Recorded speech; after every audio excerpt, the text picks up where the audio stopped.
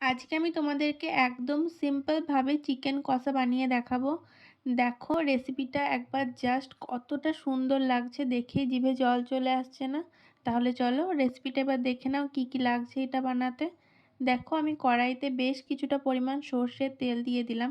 এবার তেলটা খুব ভালোভাবে গরম হয়ে এলে তার মধ্যে দুটো তেজপাতা দিয়ে দিলাম। এবার আমি আগে থেকে যে পেঁয়াজগুলো কেটে রেখেছিলাম, 3টে মিডিয়াম সাইজের পেঁয়াজকে কেটে রেখেছিলাম আমি, ওটাকে দিয়ে ভালোভাবে লাল লাল করে ভেজে নেব আমি পেঁয়াজগুলোকে।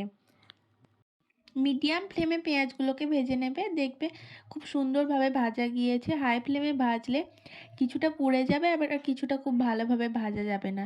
এবার দেখো এর মধ্যে আমি 1 tablespoon Kashmiri red chilli powder দিয়ে দিলাম।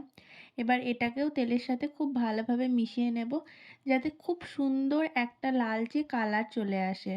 দেখো কতটা সুন্দর লাগছে এখন থেকেই দেখতে।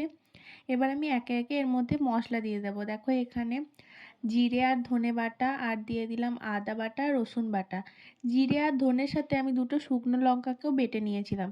এবার মশলাগুলোকে সমস্ত কিছুকে একসাথে খুব ভালোভাবে কষিয়ে নেব, যাতে কাঁচা গন্ধটা আর না থাকে ওর মধ্যে।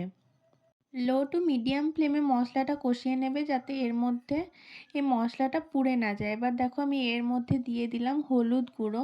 এবার হলুদ গুঁড়োটাকেও খুব ভালোভাবে মিশিয়ে নিলাম। এবার আমি এর মধ্যে দিয়ে দিচ্ছি টক দই। টক দইটাকে আমি ফেটিয়ে রেখেছিলাম। গ্যাসটাকে লোতে দিয়ে তারপরেই টক দইটা তোমরা দেবে। দেখো এবার টক দইটা দিয়েও আমি আবার বেশ কিছুক্ষণ এটাকে খুব ভালোভাবে কষিয়ে নেব। তেলটা দেখো ছেড়ে এসছে আমার খুব সুন্দরভাবে। এবার আমি এর মধ্যে 750 গ্রাম মাংস দিয়ে দিলাম। এবার মাংসটাকে খুব ভালোভাবে নেড়ে নিতে হবে।